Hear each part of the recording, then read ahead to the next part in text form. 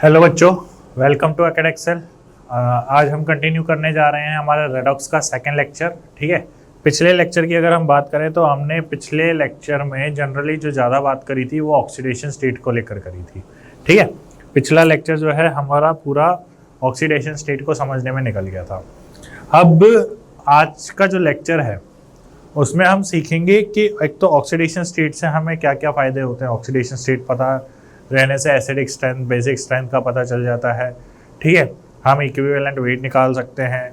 फिर उसके बाद कौन ऑक्सीडाइजिंग एजेंट की तरह बिहेव करेगा या किसकी टेंडेंसी ऑक्सीडाइजिंग एजेंट की तरह बिहेव करने की है, किसका ऑक्सीडाइजिंग नेचर है, ये किसका रिड्यूसिंग नेचर है, ये पता चलेगा। ठीक है, उसके बाद ऑक्सीडेशन एंड रिडक्शन की कुछ बातें करेंगे। बात समझ में आ रही है? ठीक है, देन ये कुछ आज के हमारे टॉपिक्स रहेंगे। ठीक है, चलिए स्टार्ट करें। देखिए तो जो ये आज का हमारा टॉपिक रहेगा, एक तो ऑक्सीडेशन रिएक्शन क्या होती है, रिडक्शन रिएक्शन क्या होती है। ठीक है, कितने टाइप की रिडक्शन रेडॉक्स रिएक्शंस होती हैं, ये सारा हमारा कुछ आज का काम रहेगा। ठीक है, चलिए देखो, जैसे अभी मैंने बात करी कि ऑक्सीडेशन या ऑक्सीडेशन स्टेट की एप्लीकेशंस जो होती हैं वो किस तरीके से काम आती है, तो उससे पहले हम ऑक्सीडेशन और रिडक्शन समझ लेते हैं। ठीक है, जो हमारा मेन टॉपिक है पहले उसी को समझ लेते हैं कि ऑक्सीडेशन क्या होता है और रिडक्शन क्या होता है। तो सबसे पहले हम बात करते हैं ऑक्सीडेशन की। ठीक है,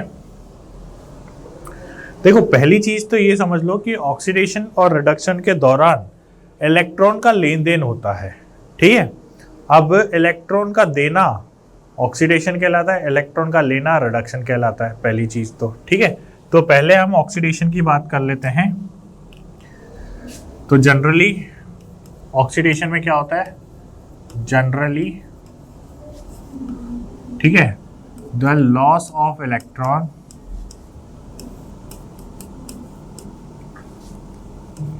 बाय एन एटम कह लो या मॉलिक्यूल कह लो, ठीक है, इज कॉल्ड ऑक्सीडेशन।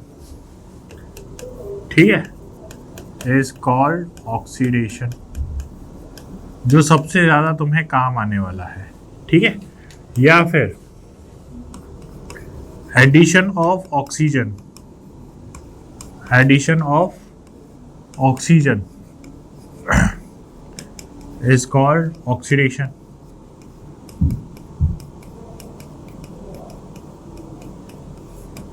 ठीक है, या फिर दूसरा हम ऐसे भी लिख सकते हैं कि या फिर रिमूवल ऑफ हाइड्रोजन। ठीक है, इज कॉल्ड ऑक्सीडेशन। देखो कितनी तरीके से डिफाइन। अब आपको रिएक्शन में पहचानना पड़ेगा कि आखिर हो क्या रहा है। भाई इस रिएक्शन में इलेक्ट्रॉन लूज हो रहा है, या ऑक्सीजन का एडिशन हो रहा है, या हाइड्रोजन का रिमूवल हो रहा है। ठीक है, या फिर आखिर हो क्या रहा है, ये आपको खुद को पहचानना पड़ेगा ड्यूरिंग द रिएक्शन। बात समझ में आ रही है? ठीक है फिर उसके बाद दूसरा हो सकता है कि एडिशन ऑफ मोर इलेक्ट्रोनेगेटिव। ठीक है, इसको पूरा लिख लेते हैं, addition of more electronegative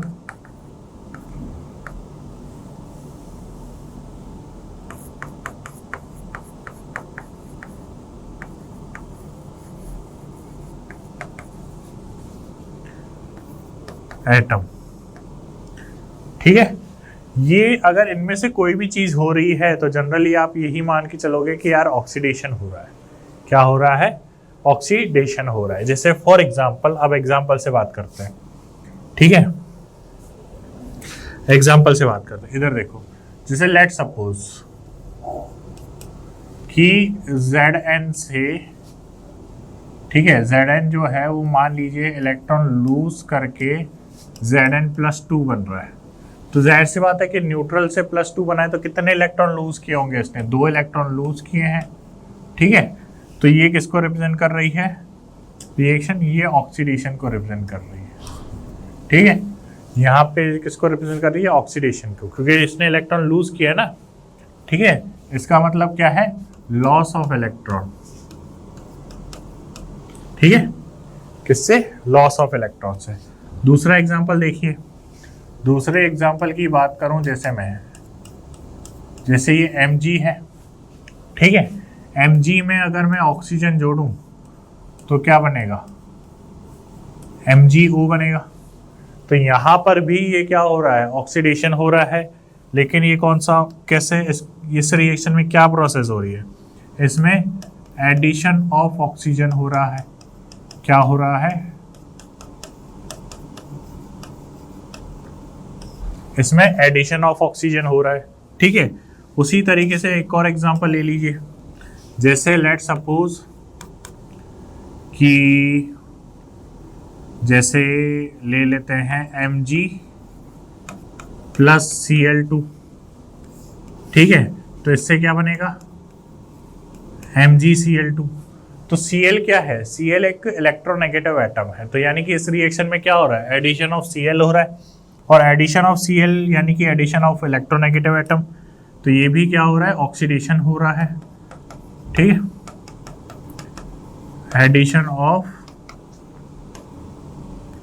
electro negative atom, ठीक है। और एग्जांपल कौन सा बचा? हाइड्रोजन वाला बचा। तो हाइड्रोजन वाला भी देख लीजिए, जैसे फॉर एग्जांपल मान लीजिए आपको एग्जांपल दे रखा है H2S, ठीक है। H2S से बन रहा है सल्फर और H2 गैस निकल रही है, ठीक है। तो रिमूवल ऑफ हाइड्रोजन हो रहा है, तो रिमूवल ऑफ हाइड्रोजन भी किसका एग्जांपल है? रिमूवल ऑफ हाइड्रोजन भी किसका एग्जांपल है?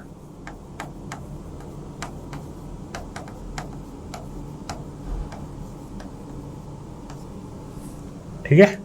रिमूवल ऑफ हाइड्रोजन भी किसका एग्जांपल है? ऑक्सीडेशन का। तो ये सारे एग्जांपल जो है वो ऑक्सीडेशन के ही हैं, ठीक है। इन सब में क्या हो रहा है? ऑक्सीडेशन ही हो रहा है। बात समझ में आ रही है? ठीक है। तो इनमें से अगर आपको कोई भी प्रोसेस दिख रही है तो वो आप ऑक्सीडेशन मान के चलेंगे, ठीक है। अब नेक्स्ट ले लीजिए आप रिडक्शन।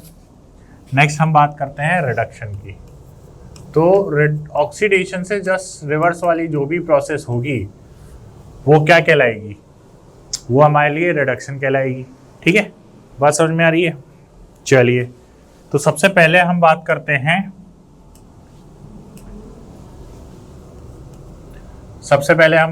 हैं, पहले हमने इलेक्ट्रॉन के बेसिस पे बात करी थी। तो लॉस ऑफ इलेक्ट्रॉन ऑक्सीडेशन कहला रहा था। भाई लॉस ऑफ इलेक्ट्रॉन क्या कहला रहा था? ऑक्सीडेशन। तो गेन ऑफ इलेक्ट्रॉन क्या कहलाएगा? रिडक्शन। तो यानी कि गेन ऑफ इलेक्ट्रॉन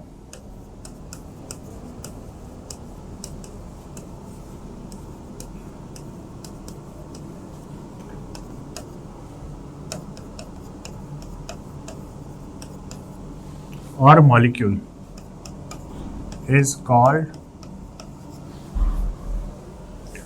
रिडक्शन। उसको क्या बोला जाता है? रिडक्शन, ठीक है। फिर दूसरा हमने बात करी थी ऑक्सीजन का एडिशन जो है वो ऑक्सीडेशन कहलाता है, तो ऑक्सीजन का रिमूवल रिडक्शन कहलाएगा। तो नेक्स्ट है रिमूवल ऑफ ऑक्सीजन, ठीक है, या फिर एडिशन ऑफ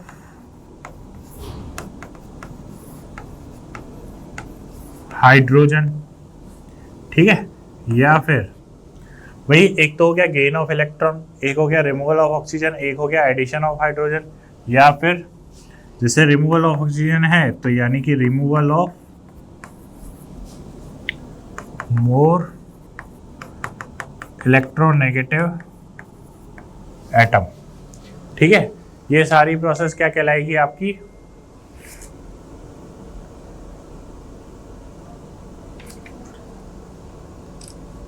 ये सारी प्रोसेसेस क्या कहलाएगी आपकी? रिडक्शन, ठीक है। जैसे फॉर एग्जांपल से बात करते हैं, ठीक है। तो जैसे फॉर एग्जांपल सबसे पहले हम ले लेते हैं यहाँ पर कॉपर, मान लीजिए कॉपर +2 है, ठीक है। कॉपर +2 अगर 2 इलेक्ट्रॉन ले ले तो ये किस में कन्वर्ट हो जाएगा, कॉपर सॉलिड न्यूट्रल हो जाएगा। पहले +2 चार्ज था, अब 2 इलेक्ट्रॉन अगर उसने एक्सेप्ट कर लिए हैं, ठीक है, तो न्यूट्रल हो जाएगी। तो जब ये न्यूट्रल हो गया है तो यानी कि यहाँ पर क्या हुआ है, एडिशन ऑफ इलेक्ट्रॉन। तो यानी कि यहाँ पर कौन सी प्रोसेस हुई है, रिडक्शन। कौन सी प्रोसेस हुई है, रिडक्शन। यानी कि यहाँ पर हुआ है एडिशन ऑफ इलेक्ट्रॉन। क्या हुआ है, एडिशन ऑफ इलेक्ट्रॉन। फिर वहीं अगर हम दूसरी बात करें कि जैसे फॉर एग्जांपल H2 + Cl2, ये हमें क्या देगा,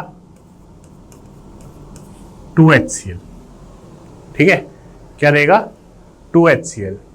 तो यहां पर बेसिकली क्या हो रहा है, क्लोरीन पर एडिशन ऑफ हाइड्रोजन हो रहा है, ठीक है, क्लोरीन पर एडिशन ऑफ हाइड्रोजन, और एडिशन ऑफ हाइड्रोजन क्या कहलाएगा आपका, रिडक्शन, ठीक है।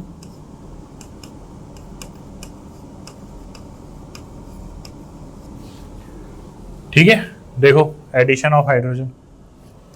दूसरा एग्जांपल ले लीजिए जिसमें आप रिमूवल ऑफ ऑक्सीजन कर रहे हो, जैसे फॉर एग्जांपल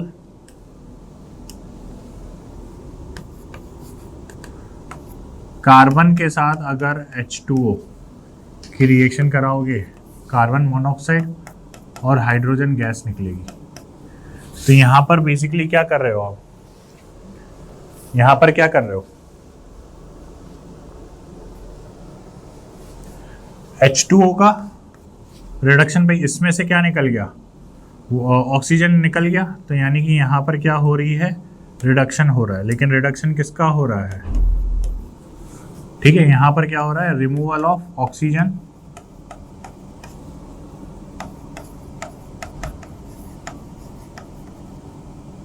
फ्रॉम H2O, ठीक है। अल्टीमेटली देखोगे, अब एक चीज बात देखो, यहां पर H2O का तो हो रहा है रिडक्शन, लेकिन अगर कार्बन को देखोगे तो कार्बन में तो ऑक्सीजन ऐड हुआ है, तो यानी कि कार्बन का तो हो रहा है ऑक्सीडेशन, ठीक है। तो ये एक कंप्लीट रेडॉक्स रिएक्शन भी है। आगे हम बात करेंगे कि एक रेडॉक्स रिएक्शन वो होती है जिसमें ऑक्सीडेशन और रिडक्शन दोनों हो रहा हो, ठीक है। जो रिएक्शन ऑक्सीडेशन और रिडक्शन दोनों से मिलकर बनी हुई होती है उसे क्या कहते हैं, एक रेडॉक्स रिएक्शन कहते हैं, ठीक है। तो हालांकि यहाँ पे मैंने रिमूवल ऑफ ऑक्सीजन का एग्जांपल लेके आपको ये वाला एग्जांपल दिया है जिसमें H2O से इलेक्ट्रॉन रिमूव हो रहा है, ठीक है।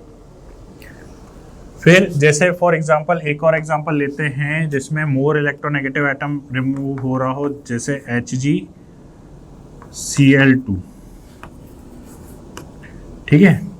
तो इससे मान लीजिए Hg बन रहा है और Cl2 गैस रिमूव हो रही है। तो आप ध्यान से देखिए कि इसमें से क्लोरीन गैस रिमूव हो रही है, यानी कि removal of more electronegative atom चल रहा है। तो ये भी किसका एग्जांपल हो गया, रिडक्शन का, removal of more electronegative atom, ठीक है। तो इसको क्या कहेंगे, रिडक्शन प्रोसेस।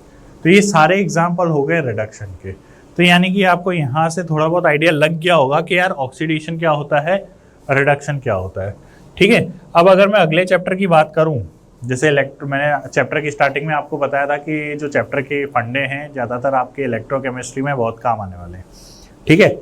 तो सबसे ज़्यादा जो इम्पोर्टेंट आपको बात ध्यान रखनी है वो इलेक्ट्रॉन के आदान प्रदान का ध्यान रखना है, ठीक है। और वो पता चलेगा आपको with the help of oxidation state, ठीक है। जैसे मान लीजिए ये एक 0 नंबर है, ठीक है, किसी भी एटम की ऑक्सीडेशन स्टेट मान लीजिए 0 है।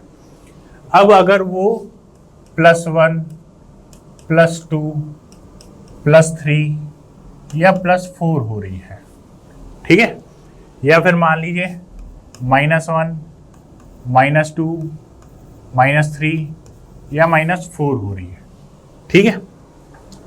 तो देखो ऑक्सीडेशन स्टेट तो निकाल ही लोगे। अब ऑक्सीडेशन स्टेट में आपको ये चीज ध्यान रखनी है कि अगर मान लीजिए कि 0 से +1 ऑक्सीडेशन स्टेट जा रही है, इसका मतलब उसने 1 इलेक्ट्रॉन लूज किया है, या फिर 0 से अगर 2 जा रही है, 0 से +2 जा रही है, इसका मतलब उसने 2 इलेक्ट्रॉन लूज किए, और लॉस ऑफ इलेक्ट्रॉन क्या कहलाएगा? ऑक्सीडेशन। या यूं कह लो कि -3 से अगर -1 हो गई, -3 से अगर -1 हो गई, तो इसका मतलब यही है ना कि उसने 2 इलेक्ट्रॉन लूज किए हैं अभी भी। भाई नेगेटिव चार्ज कम हो गया, नेगेटिव चार्ज कम होने का मतलब यही है कि उसने 2 इलेक्ट्रॉन लूज कर दिए। बात समझ में आ रही है? तो यानी कि आपको यहां पर एक चीज ध्यान रखनी है कि अगर oxidation state left to right move कर रहा है, यानी कि ऑक्सीडेशन होगी। ठीक है, ये जो नंबर लिखे हैं ये ऑक्सीडेशन स्टेट के लिखे हैं अपन ने। और अगर राइट टू लेफ्ट मूव कर रहे हो तो रिडक्शन होगा। बात समझ में आई? ठीक है। और रेडॉक्स रिएक्शन क्या होती है? अब देखो रेडॉक्स रिएक्शन भी यहीं पे समझ लो कि रेडॉक्स रिएक्शन क्या होती है। भाई रेडॉक्स रिएक्शन बेसिकली होती है the reaction in which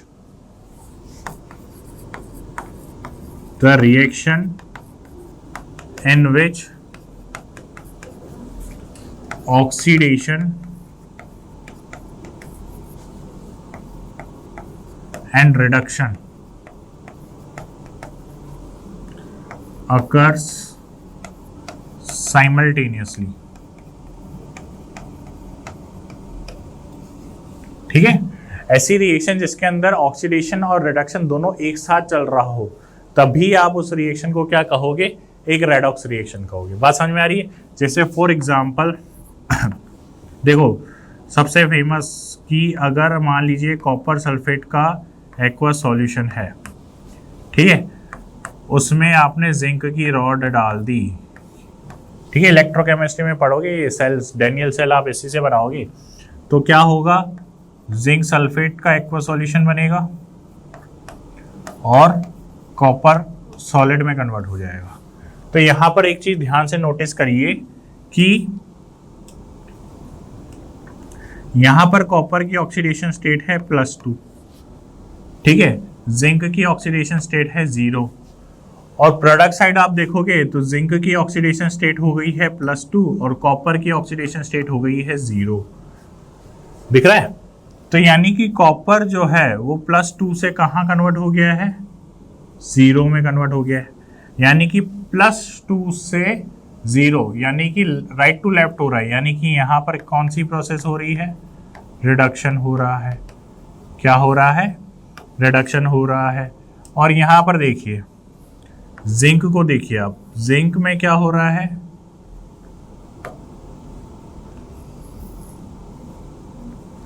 zinc 0 से +2 हो रहा है, 0 से +2 यानी कि जिंक का हो रहा है ऑक्सीडेशन।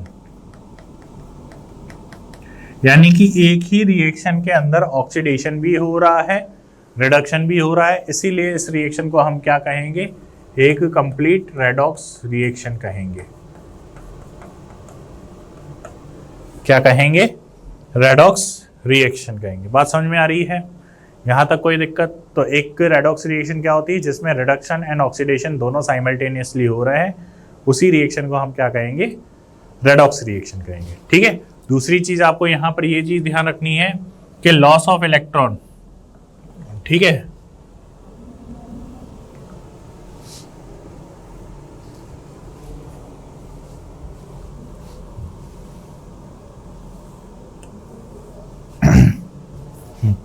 दूसरी चीज आपको ध्यान रखनी है कि गेन ऑफ इलेक्ट्रॉन जो है वो आपका क्या कहलाता है? रिडक्शन। और लॉस ऑफ इलेक्ट्रॉन क्या कहलाता है? ऑक्सीडेशन। सबसे इंपॉर्टेंट पॉइंट आपको ये चीज ध्यान रखनी है, क्योंकि आपको ऑक्सीडेशन स्टेट निकाल के ही जनरली ऑक्सीडाइजिंग एजेंट या रिड्यूसिंग एजेंट या किसका ऑक्सीडेशन हो रहा है, किसका रिडक्शन हो रहा है, ये पता चलेगा। ठीक है, तो ये हो गई हमारी रेडॉक्स रिएक्शन की बात। चलिए, तो यहाँ पर बात हो चुकी है रेडॉक्स वाले पार्ट की। रेडॉक्स में अब क्या ऑक्सीडेशन होता है, क्या रिडक्शन होता है, ये आप समझ चुके हो। ऑक्सीडेशन स्टेट कैसे निकाली जाती है ये भी आप समझ चुके हो। तो अब जो आपको इन चीज़ों का यूज़ करके कुछ चीज़ें सीखनी है, तो वो हम लिख लेते हैं एप्लीकेशंस।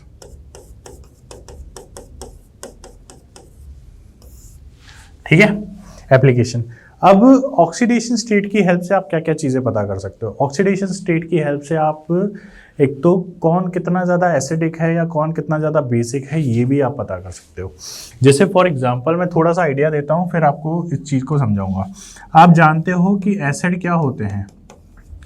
एसिड होते हैं इलेक्ट्रॉन एक्सेप्टर, ठीक है, इलेक्ट्रॉन एक्सेप्टर। क्योंकि आपने पढ़ा है कि बेस क्या होते हैं, लुईस बेस। अगर मैं बात करूं स्पेसिफिकली तो लुईस बेस या लुईस एसिड की अगर हम बात कर रहे हैं तो लुईस एसिड क्या होते हैं? जो इलेक्ट्रॉन एक्सेप्ट करते हैं। लुईस बेस क्या होते हैं? जो इलेक्ट्रॉन डोनेट करते हैं, ठीक है, इलेक्ट्रॉन डोनेट करते हैं। अब मुझे एक चीज़ बताओ कि अगर किसी मॉलिक्यूल के अंदर किसी एटम की या सेंट्रल एटम की ऑक्सीडेशन स्टेट बहुत ज़्यादा हो गई, ऑक्सीडेशन स्टेट यानी कि उस पर पॉजिटिव चार्ज अगर बहुत ज़्यादा बढ़ गया है, यानी कि उसके अंदर इलेक्ट्रॉन डेफिशिएंसी बहुत ज़्यादा क्रिएट हो चुकी है, तो अब वो क्या करेगा? इलेक्ट्रॉन एक्सेप्ट ही करना चाहेगा, ठीक है।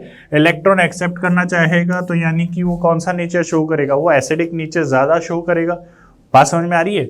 जैसे सपोज एग्जाम्पल से समझो इस चीज़ों को। जैसे फॉर एग्जाम्पल मैं बात कर रहा हूँ HClO3 या HClO4 की बात कर लेते हैं, HClO4 और HClO, ठीक है, दोनों को कंपेयर करते हैं, ठीक है। अब मुझे एक चीज़ बताओ कि यहाँ पर क्लोरीन की ऑक्सीडेशन स्टेट क्या है? +7, और यहाँ पर क्लोरीन की ऑक्सीडेशन स्टेट क्या है? +1। तो एक चीज़ बताओ कि यहाँ पर क्लोरीन +1 में है, यहाँ +7 में है, तो जो +7 वाला है वो तो इलेक्ट्रॉन्स की डिमांड ज़्यादा रखेगा ना। अगर इसके पास इलेक्ट्रॉन्स की डिमांड ज़्यादा है, इलेक्ट्रॉन की डिमांड अगर ज़्यादा है तो यानी कि इसकी एसिडिक नेचर भी तो ज़्यादा होगा, क्योंकि ये अब इलेक्ट्रॉन एक्सेप्ट करने की टेंडेंसी रखेगा। इसकी ऑक्सीडेशन स्टेट +1 है, यानी कि इलेक्ट्रॉन की डिमांड क्या है? इलेक्ट्रॉन डिमांड कम है, तो यानी कि एसिडिक नेचर भी क्या होगा? है तो एसिड, लेकिन एसिडिक स्ट्रेंथ जो है, स्ट्रेंथ वो क्या होगी? कम होगी। एसिडिक स्ट्रेंथ क्या होगी? कम होगी। तो यानी कि इन दोनों में मैं अगर एसिडिक स्ट्रेंथ कंपेयर करूं तो HClO4 की ज़्यादा है। यानी कि पहली एप्लीकेशन तो यहाँ पर यही समझ में आ रही है कि जिसकी ऑक्सीडेशन स्टेट ज़्यादा उसका एसिडिक स्ट्रेंथ भी ज़्यादा। यानी कि मैं फर्स्ट एप्लीकेशन तो ये लिख सकता हूँ कि एसिडिक स्ट्रेंथ जो है वो डायरेक्टली प्रोपोर्शनल है oxidation state of central atom, ठीक है, ऑक्सीडेशन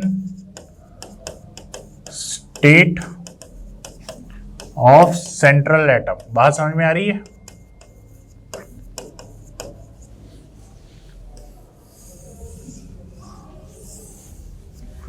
ठीक है, ये हो गया oxidation state of central atom. यानी कि जितनी ज्यादा ऑक्सीडेशन स्टेट उतनी ज्यादा ही क्या रहेगा?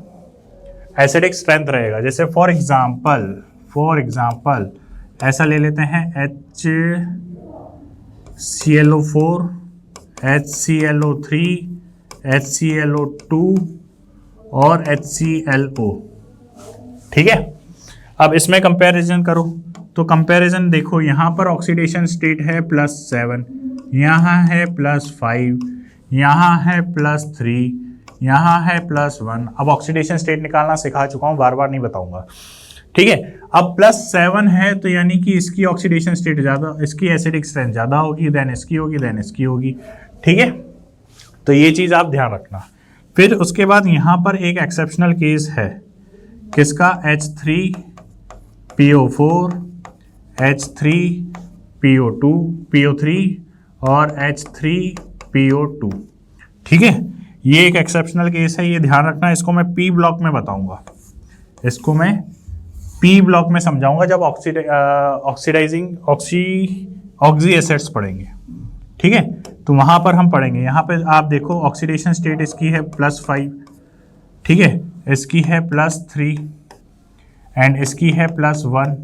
लेकिन अब एक्सपेक्टेड तो ये होना चाहिए था, लेकिन एक्चुअली होता क्या है? एक्चुअली होता है ये, ठीक है।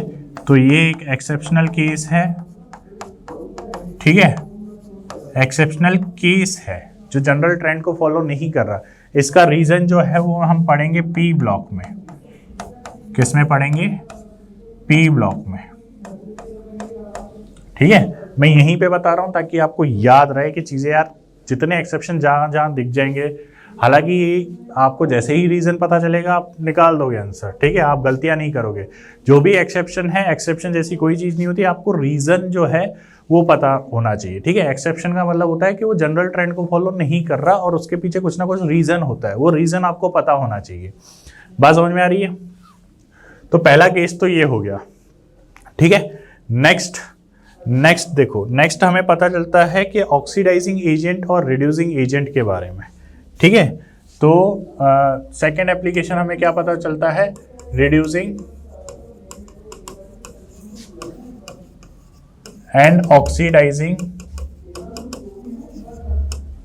नेचर के बारे में।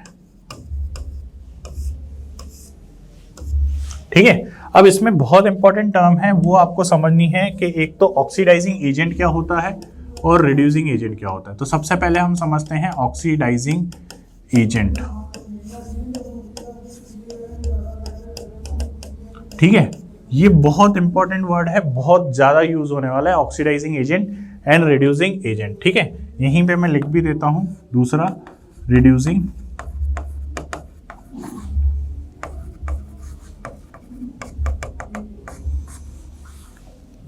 Oxidising agent and reducing agent. देखो मेरी बात सुनो,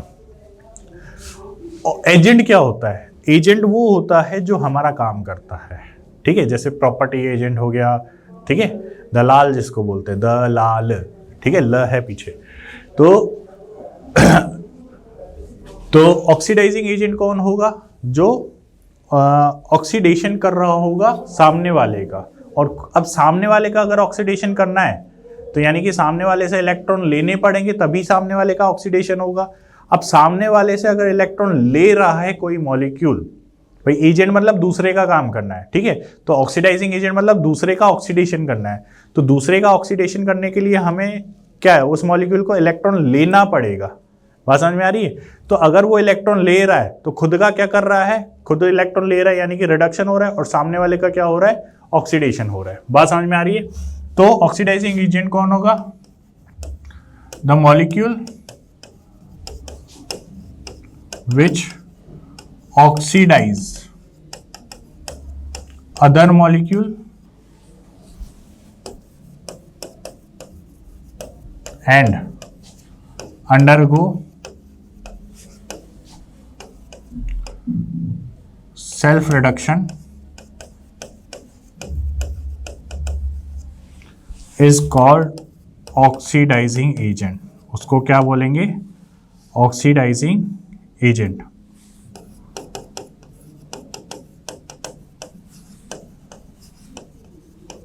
ठीक है, जैसे फॉर एग्जाम्पल की बात करते हैं तो जैसे KMnO4 है। ठीक है, K2Cr2O7 है। ठीक है, फिर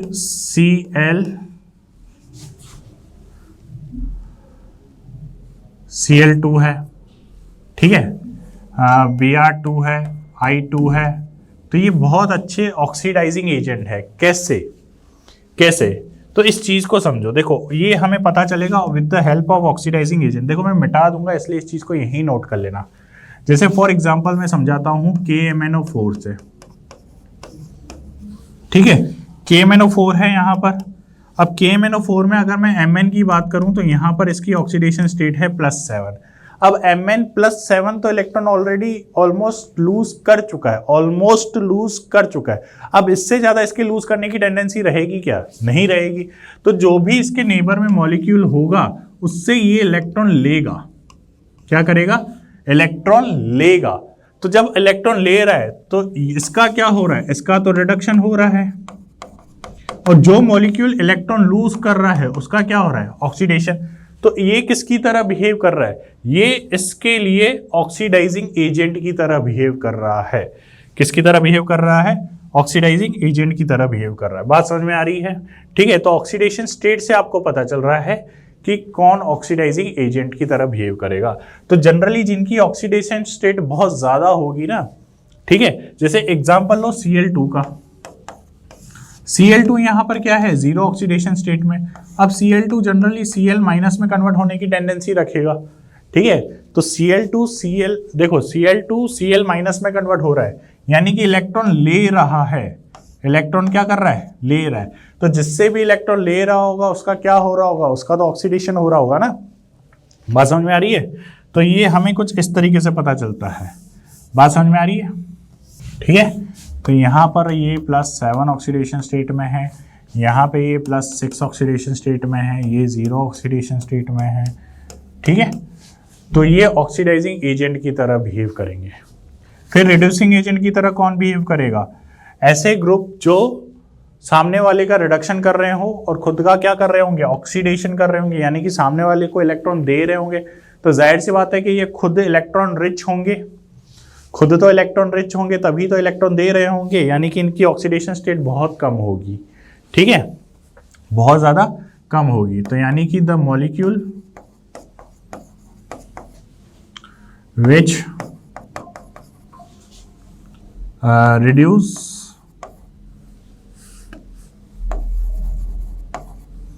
reduce other molecule and undergo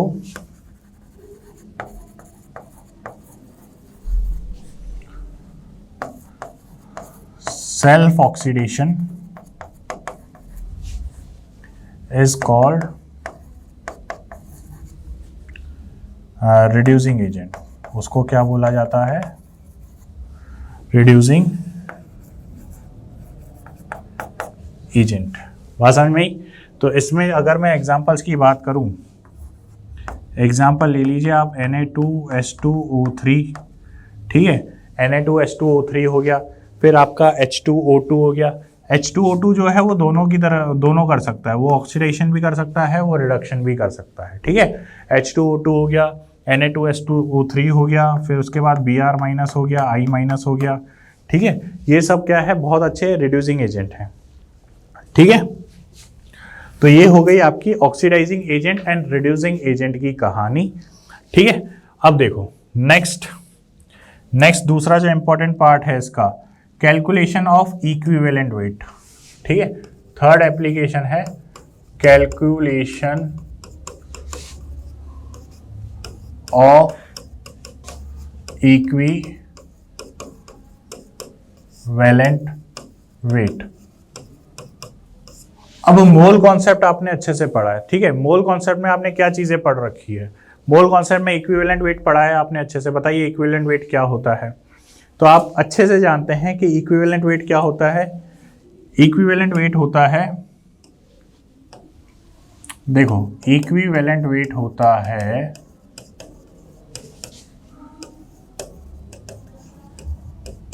equivalent weight होता है molecular wait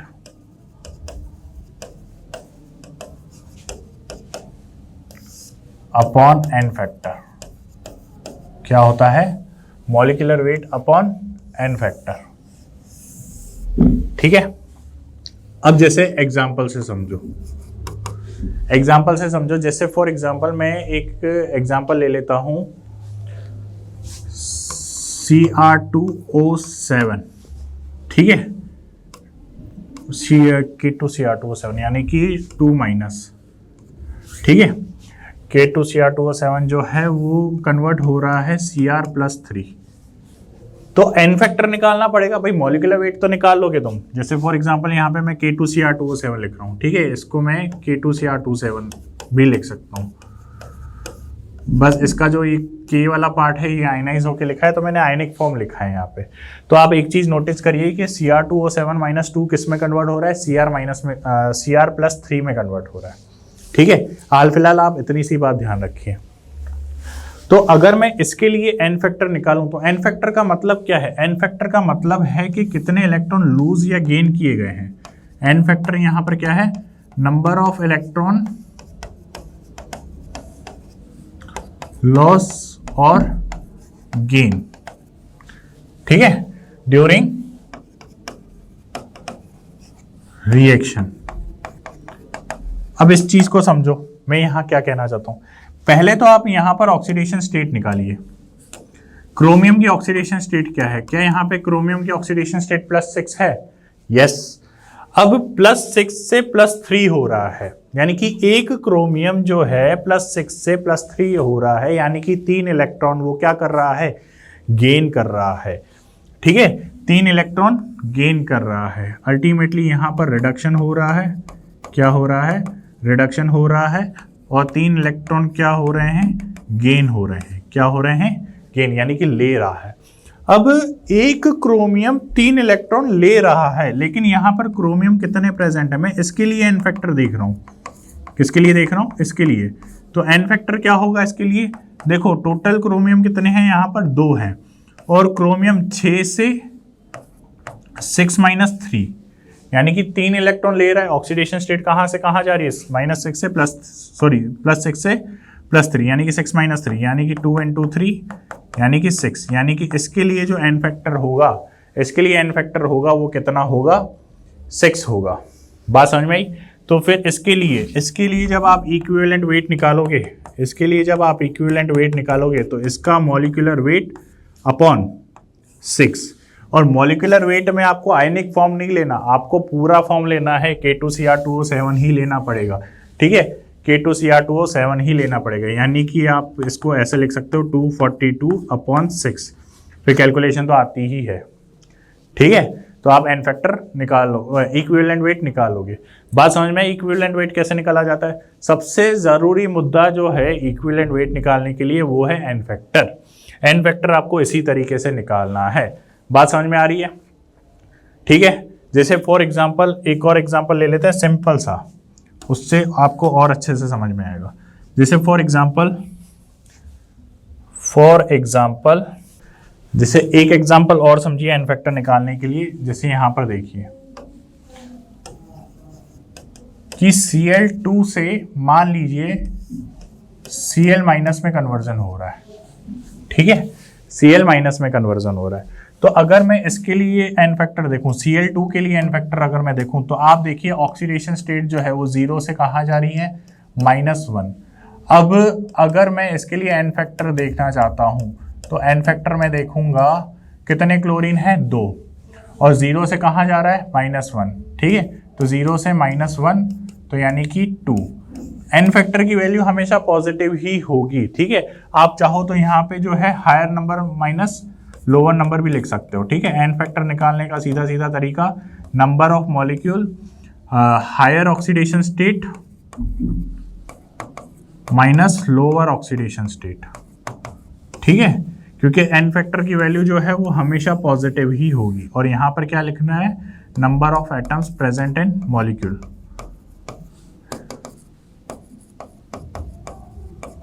number of atoms in molecule, ये एन फैक्टर निकालने का तरीका है। बात समझ में आई? चलिए कुछ क्वेश्चंस वगैरह देखिए। जैसे मैं यहाँ पर ये सारे क्वेश्चंस नहीं करवाने वाला, मैं 1-2 क्वेश्चंस करवाने वाला हूँ। ठीक है, जैसे यहाँ पर देखिए, यहाँ पर ये +7 है और +7 से +2 हो रहा है। तो अब देखो यहाँ पर Mn कितना है? एक ही Mn है, और ऑक्सीडेशन स्टेट 7 से कहाँ जा रही है? 2, तो यानी कि इसका एन फैक्टर होगा 5। बात समझ में आ रही है?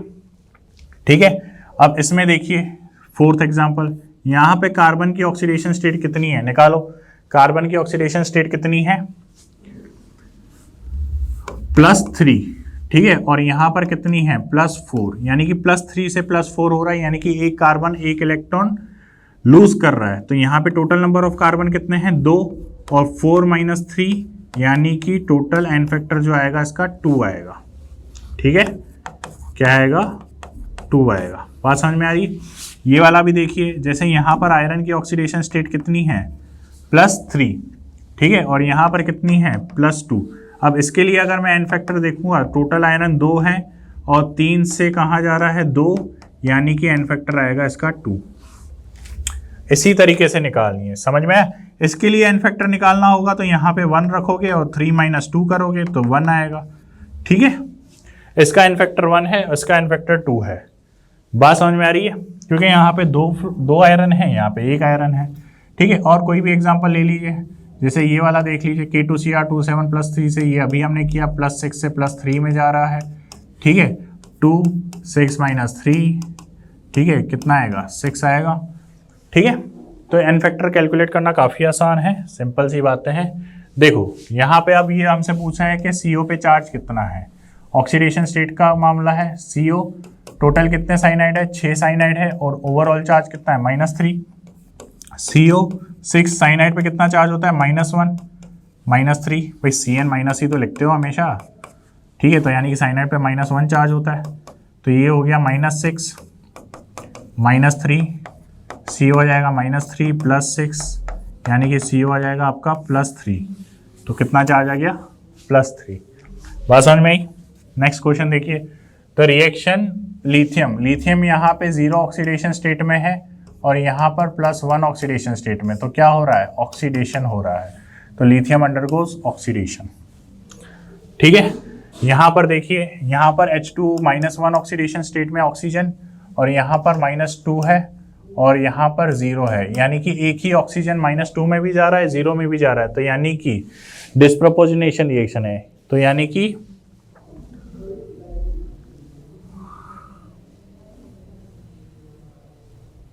बताओ कौन सा ऑप्शन रहेगा इसमें, डिस्प्रोपोर्शनेशन रिएक्शन है, क्योंकि oxidation number of oxygen only decreases, oxidation number of oxygen only increases, oxidation number of oxygen decreases as well as increases, दोनों हो रहा है। बात समझ में आ रही है, ठीक है। तो ये हो गया आपका रेडॉक्स चैप्टर, ठीक है। अब अगले लेक्चर में हम बैलेंसिंग की बात करेंगे। अभी एक लेक्चर बचा है जिसमें हम बैलेंस करना सीखेंगे, सबसे मेन पार्ट, ठीक है।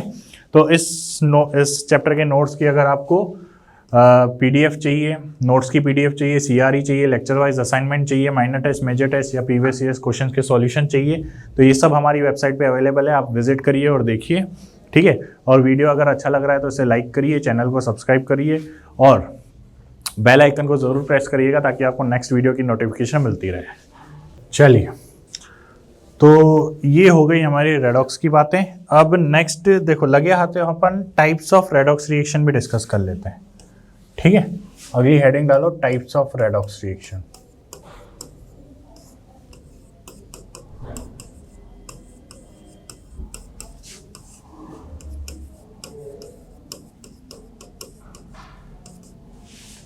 ठीक है, टाइप्स ऑफ रेडॉक्स रिएक्शन। तो सबसे पहला जो टाइप हम बात करते हैं वो है intermolecular redox reaction. Intermolecular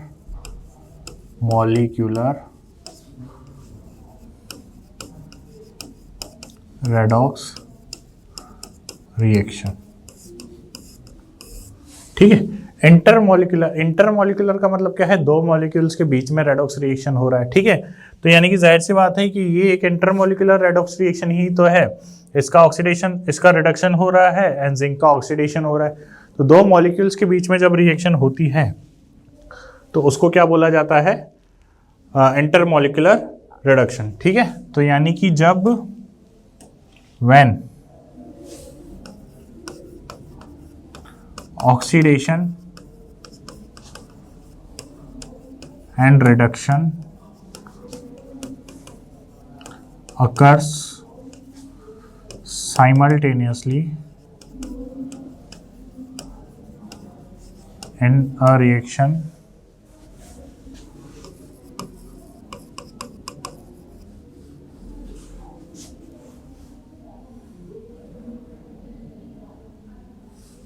when oxidation and reduction occur simultaneously in a reaction of two different molecules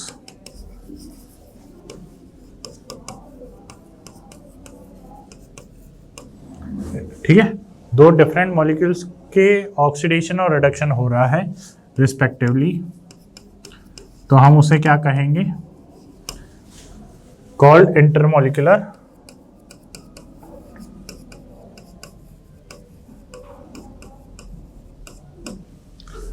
intermolecular redox reaction, ठीक है। जैसे पिछला एग्जांपल तो हो गया, अब एक और एग्जांपल ले लेते हैं, जैसे SnCl2 प्लस FeCl3, ठीक है। इससे हम बना रहे हैं SnCl4 और FeCl2, ठीक है। तो एक चीज़ देखो, यहाँ पे ऑक्सीडेशन स्टेट निकालो। यहाँ पे इसकी ऑक्सीडेशन स्टेट कितनी है, +2, और यहाँ पर कितनी है, +4, यहाँ कितनी है, +3, यहाँ कितनी है, +2। यानी कि ये देखो, ये जो जा रहा है +2 से +4, यानी कि इसका तो हो रहा है ऑक्सीडेशन। ठीक है, क्या हो रहा है, ऑक्सीडेशन। और वहीं मैं इसकी बात करूं, +3 से +2 हो रहा है, तो इसका तो हो रहा है रिडक्शन। क्या हो रहा है, रिडक्शन। बात समझ में आ रही है? ठीक है। अब यानी कि ऑक्सीडेशन रिडक्शन दोनों ही हो रहा है, यानी कि ये एक रेडॉक्स रिएक्शन का एग्जांपल है। दूसरी चीज़, इसमें बैलेंस करना सीखो अब। ठीक है, आपको बैलेंस करना भी आना चाहिए। अब बैलेंस कैसे किया जाता है, तो ध्यान से देखो। पर्पल कलर नहीं, कलर विच कलर, ये ले लेते हैं। ठीक है, अब देखो, यहाँ पे SN1 है, यहाँ पे क्लोरीन कितने हैं टोटल, यहाँ पे क्लोरीन टोटल 6 हैं और यहाँ पे 5 है। ठीक है, तो बैलेंस नहीं है, तो बैलेंस करने के लिए हमें क्या करना पड़ेगा, देखो, यहाँ 2 लगा दो, यहाँ 2 लगा दो, तो यानी कि 4 और 4 8, 6 और 2 8। ठीक है, क्लोरीन भी बैलेंस। तो लेक्चर 3 में हम बैलेंस करना ही सीखेंगे। ठीक है, जो सबसे ज़्यादा इंपॉर्टेंट है इस चैप्टर का। ठीक है, balancing of redox reaction 2 method से हम सीखते हैं, एक तो आयन इलेक्ट्रॉन मेथड, ठीक है, और एक हाफ रिएक्शन मेथड जो होता है वो सीखेंगे। ठीक है, तो इंटरमॉलिक्यूलर रिएक्शन समझ में आ गई। 2 मॉलिक्यूल्स के बीच में जब रेडॉक्स रिएक्शन चल रही है उसे क्या कहा जाता है, रेडॉक्स रिएक्शन। ठीक है, चलिए फिर उसके बाद नेक्स्ट की अगर हम बात करें तो नेक्स्ट रिएक्शन है हमारी इंट्रामॉलिक्यूलर रेडॉक्स रिएक्शन। क्या है, इंट्रामॉलिक्यूलर रेडॉक्स रिएक्शन।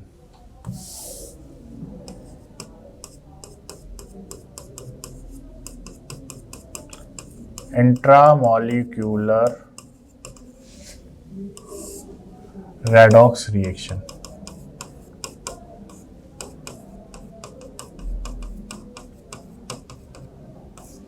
ठीक है, अब इंट्रामॉलिक्यूलर रेडॉक्स रिएक्शन की बात समझो। देखो, इंट्रा मतलब क्या है कि एक ही मॉलिक्यूल के अंदर, यानी कि एक ही मॉलिक्यूल के अंदर आपको ऑक्सीडेशन भी दिख रहा है और रिडक्शन भी दिख रहा है।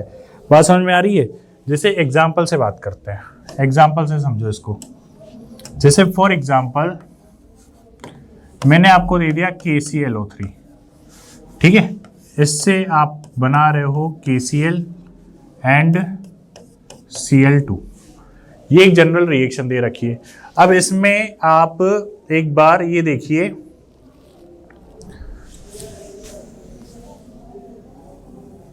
ठीक है, KCl एंड O2 दे रखा है। अब इसमें आप ऑक्सीडेशन स्टेट निकालिए सबका। देखो, यहां पर अगर हम बात करें, तो क्लोरीन की ऑक्सीडेशन स्टेट क्या है, क्लोरीन की ऑक्सीडेशन स्टेट क्या है बताइए। तो ऑक्सीडेशन स्टेट निकालना मैं यहाँ पे रफली सिखा रहा हूँ आपको। देखो, KClO3 है, ठीक है, तो ये अल्टीमेटली K+NClO3- फॉर्म में प्रेजेंट होगा। अब इसका इस्तेमाल करके आप ऑक्सीडेशन स्टेट निकालिए। 3 ऑक्सीजन है और टोटल चार्ज -1 है। क्लोरीन की निकालनी है, जनरली ऑक्सीजन की ऑक्सीडेशन स्टेट -1 होती है, तो क्लोरीन हो जाएगा यहाँ पर -6, उस साइड जाएगा तो +6, यानी कि +6, तो क्लोरीन की ऑक्सीडेशन स्टेट आएगी +5। तो यानी कि यहाँ पर क्लोरीन की ऑक्सीडेशन स्टेट है +5 और ऑक्सीजन की ऑक्सीडेशन स्टेट है -2। ठीक है, बात समझ में आ रही है? और यहाँ पर देखिए, यहाँ पर क्लोरीन की ऑक्सीडेशन स्टेट है -1, साफ साफ दिख रही है, और ऑक्सीजन की ऑक्सीडेशन स्टेट है 0।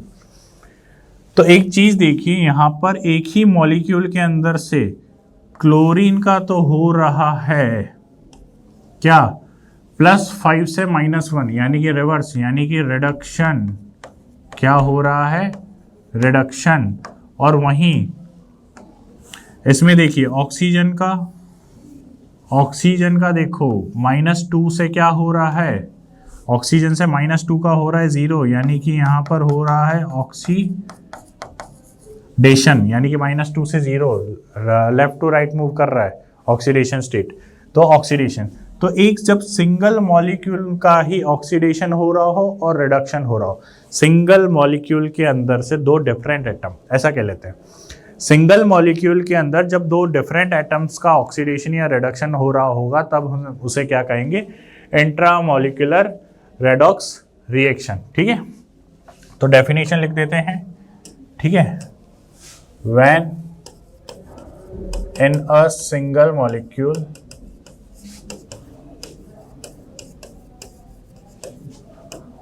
two different atoms undergo in oxidation and reduction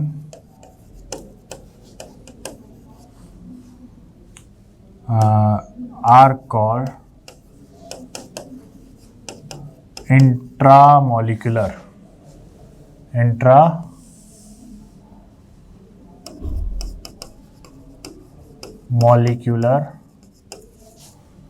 redox reaction।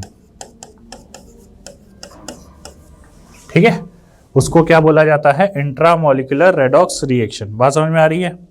ठीक है, चलिए यहां तक कोई दिक्कत नहीं होगी आई थिंक।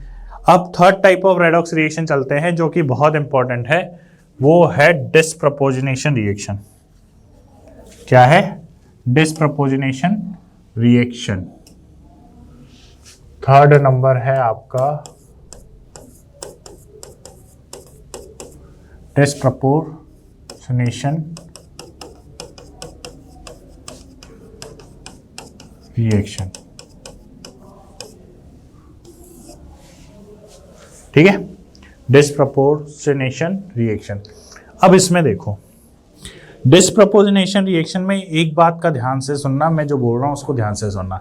जब एक मॉलिक्यूल के अंदर से एक ही एटम का ऑक्सीडेशन और एक ही उसी ही एटम का रिडक्शन भी हो रहा होगा तब हम उसे कहेंगे डिस्प्रपोर्शनेशन रिएक्शन। क्या बोल गया मैं? फिर से सुनो, जब एक मॉलिक्यूल के अंदर किसी एक ही एटम का ऑक्सीडेशन भी हो रहा हो, रिडक्शन भी हो रहा हो, तब हम उसे क्या कहेंगे, डिस्प्रपोर्शनेशन रिएक्शन। बात समझ में आ रही है? जैसे फॉर एग्जांपल से समझो, इधर देखो, जैसे मान लीजिए मैंने आपको एग्जांपल दिया H2O2, ठीक है, H2O2 से आपको मिल रहा है H2O और हाफ O2। ठीक है, ये तो बैलेंस करने वाली बात है, आगे हाफ तो बैलेंस करने के लिए लगा है, बाकी अल्टीमेटली है तो O2। ठीक है, आपको O2 मिल रहा है, बैलेंस बाद में देखेंगे। यहां पर H2O2 में ऑक्सीजन की ऑक्सीडेशन स्टेट क्या है, तो भाई सिखाया हुआ है, और यहां पर ऑक्सीडेशन स्टेट आती है ऑक्सीजन की -1। ठीक है, H2O में क्या होती है ऑक्सीडेशन स्टेट, -2, और ऑक्सीजन में ऑक्सीडेशन स्टेट क्या होती है, 0। तो यानी कि -1 से -2 भी हो रही है ऑक्सीजन ही। ध्यान से देखिए, ऑक्सीजन की ही ऑक्सीडेशन स्टेट -1 से -2, यानी कि -1 से -2 रिवर्स जा रही है, राइट टू लेफ्ट, यानी कि यहां पर क्या हो रहा है, यहां पर हो रहा है रिडक्शन। क्या हो रहा है, रिडक्शन। एंड यहां पर देखिए -1 से ही कहां जा रही है कहानी, ऑक्सीडेशन स्टेट की 0 तक, यानी कि -1 से 0, यानी कि लेफ्ट टू राइट मूव कर रहा है, यानी कि यहां पर क्या हो रहा है, ऑक्सीडेशन। क्या हो रहा है, ऑक्सीडेशन हो रहा है। बात समझ में आ रही है?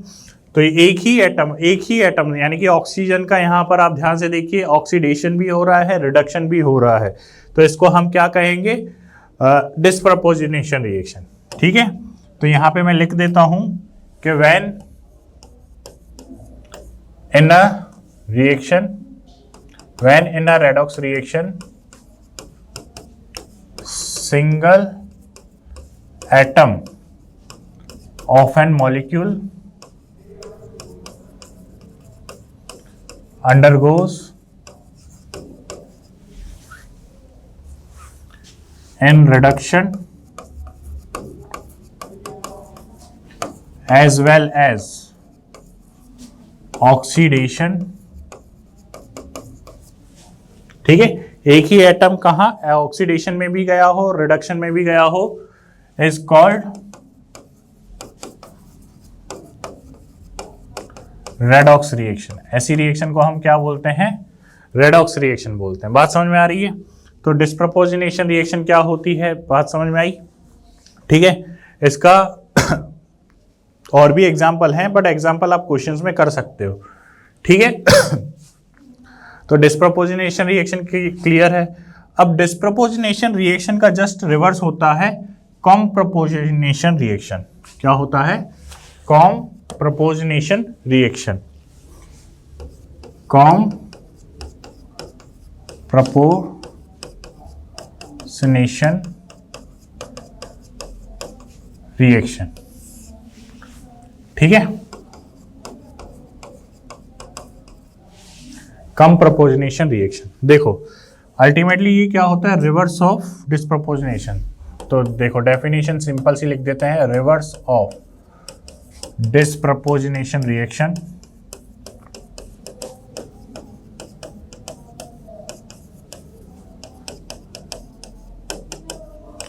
Is called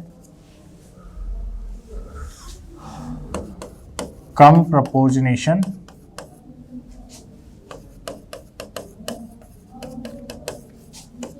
reaction. बात समझ में आई?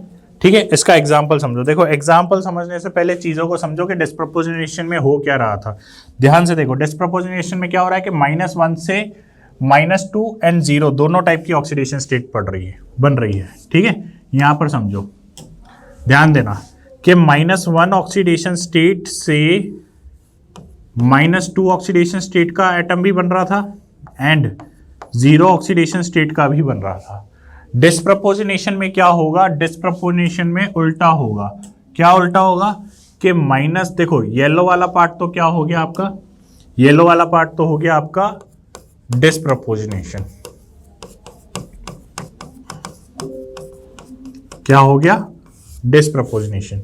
अब देखो पिंक वाला पार्ट क्या होगा? जब इस डायरेक्शन में मूव करोगे, ठीक है, इस डायरेक्शन में मूव करोगे तो ये कहलाएगा आपका कॉम्प्रपोजिनेशन रिएक्शन। क्या कहलाएगा?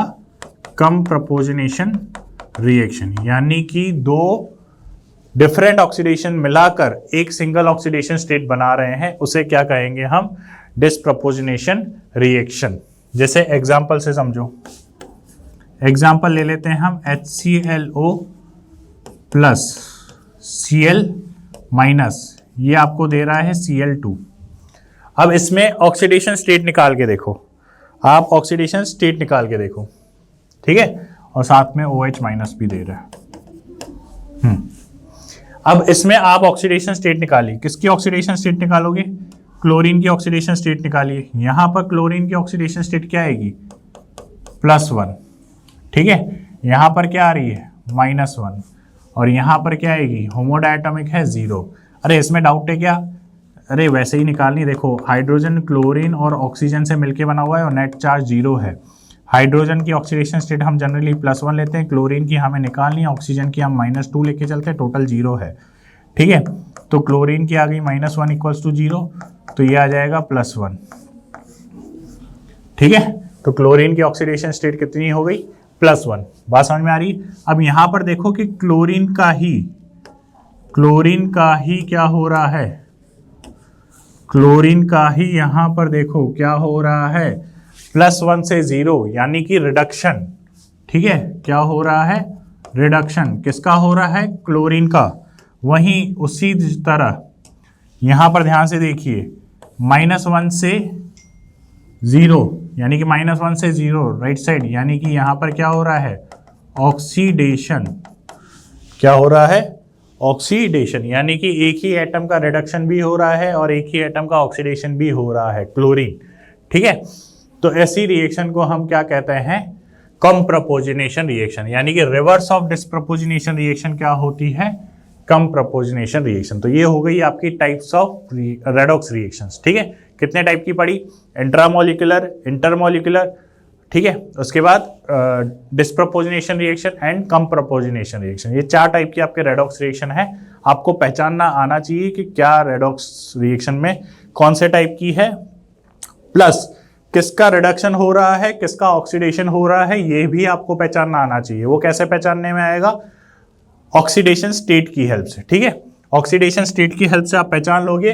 बाकी ऑक्सीडेशन स्टेट निकाल के आप इस चार्ट को ध्यान रखिएगा कि ऑक्सीडेशन स्टेट किस डायरेक्शन में मूव कर रही है, लेफ्ट टू राइट या राइट टू लेफ्ट। ठीक है, इसकी हेल्प से आपको क्या ऑक्सीडेशन हो रहा है या रिडक्शन हो रहा है वो पता चल जाएगा। ठीक है, चलिए